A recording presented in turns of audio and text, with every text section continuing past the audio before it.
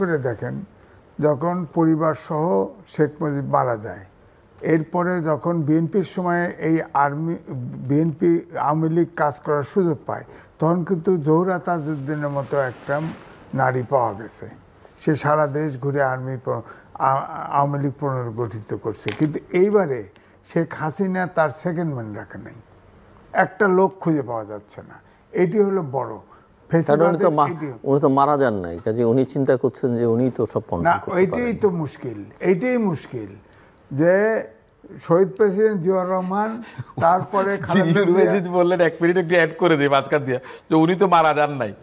উনি তো বললেন তো উনি জানতেন যে উনি টুঙ্গিপাড়া দিতেন, টুঙ্গিপাড়ার মানুষের দোয়া পড়ানো উচিত। উনি টুঙ্গিপাড়ায় গেলে বাংলাদেশের সব মানুষ গিয়ে টুঙ্গিপাড়া মাসাকার করে ফেলতো, টুঙ্গিপাড়ার মানুষ বেঁচে গেছে, দোয়া পড়ানো উচিত। সরি, এই জন্য আমি বলছি যে যেটা আছে, যে ধরেন এও হতে পারে যে ধরেন এই সময় 5 বছর, এইবারে যদি অভ্যুত্থানের শক্তিরা মিলেমিশে একটা নিরপেক্ষ নির্বাচন করতে পারে, ধরেন 5 বছর যদি ক্ষমতায় টিকতে থাকতে পারে, এই 5 বছরে অনেক আত্মীকরণ হয়ে যাবে আওয়ামী লীগের নেতা যারা দোষ নাই। কারণ হচ্ছে শেখ হাসিনার পরিবারের একজনকেও রেখে যান নাই, তারা টের পেল কী করে বলেন? কোনো নেতাকর্মী নাই, কোনো নেতা নাই, সব পালিয়ে গেছে, টাকা পয়সা নিয়ে পালিয়ে গেছে, 5 তারিখের আগেই পালিয়ে গেছে। হ্যাঁ, চলে গেছে। এখন সাধারণ সমর্থকরা, কর্মীরা পড়ে আছে, তারা এই জীবনের রিস্ক নেবে কেন? আবার এখন এই সরকার আইনের শাসন করে একবার জেলে ঢোকে আর বাড়ে না। ধর সাংবাদিক, ফেসিবাদীর দোষর করে মেম্বারশিপ বাতিল, যে চলে গেছে, তারপরে কোনো সাংবাদিক খুন করছে বলেন, খুনের আসামি হয়ে একবার ঢুকাই দিছে আর বের হতে পারে না, হিয়ারিংও হয় না কেস।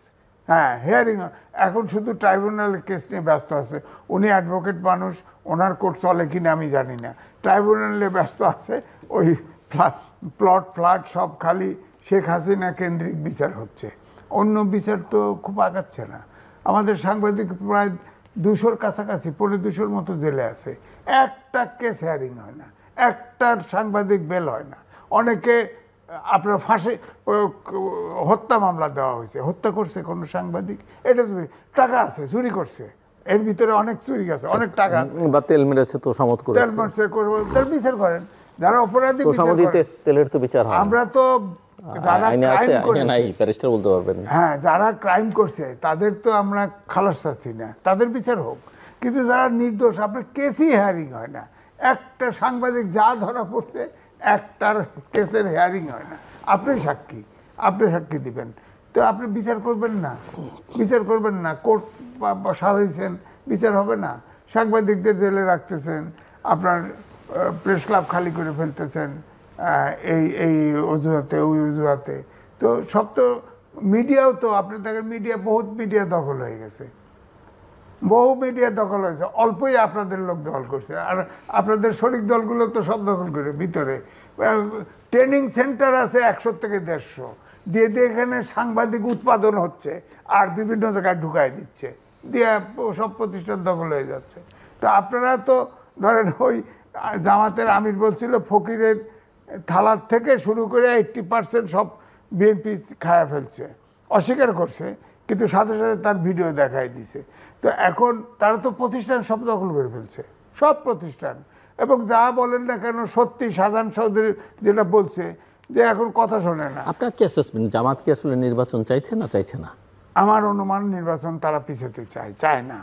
তারা জামাতে চায় না, পিছাতে চায়, কারণ এনসিপি না বুঝেই জামাতের সাথে তাল মেলায়।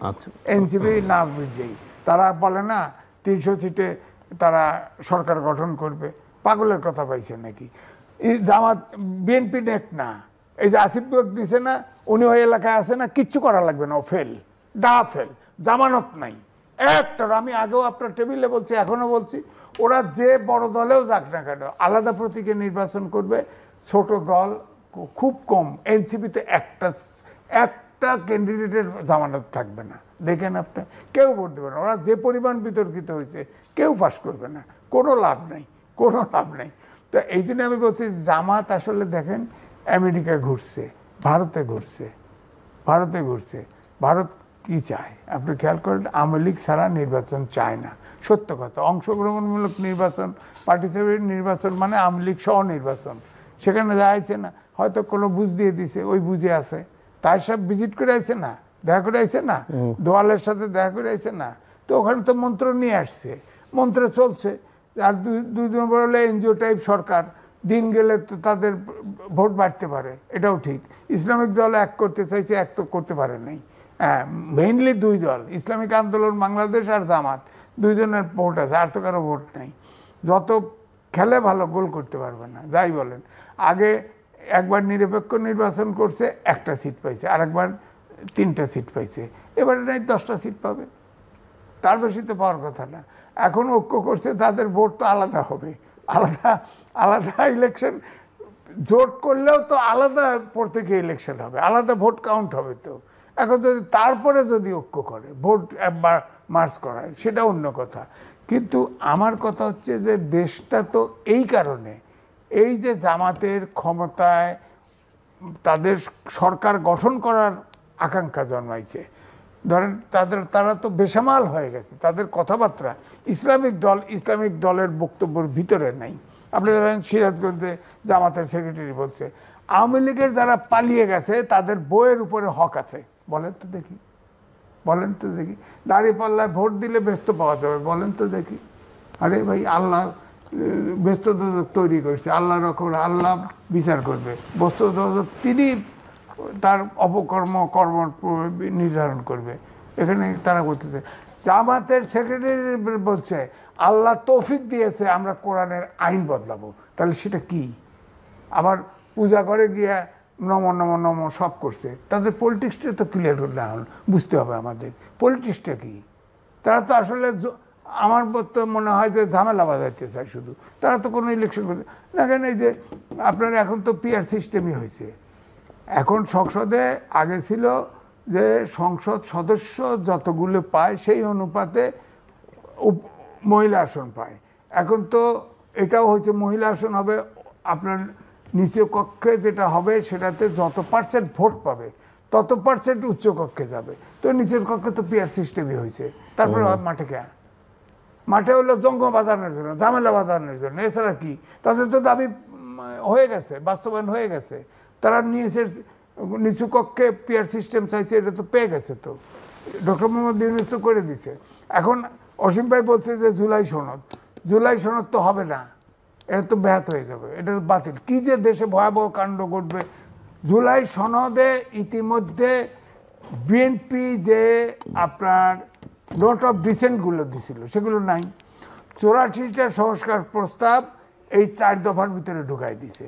তারপরে ভোট দিবেন কেমন? বিএনপি তো তাতেও রাজি, তো সমস্যা হচ্ছে না তো বিএনপির। দিছে হলো ওই আগের মতো করবে। বিএনপি প্রতারণা, বিশ্বাসঘাতকতা বলেও তো আবার প্রসেসের মধ্যে আছে ওই একই। কিন্তু বিএনপি ওই যে নোট অফ ডিসেন্ট দিছে না, ওই হাওয়া বুঝেই বিএনপির লোক সব না দিয়ে দিবে।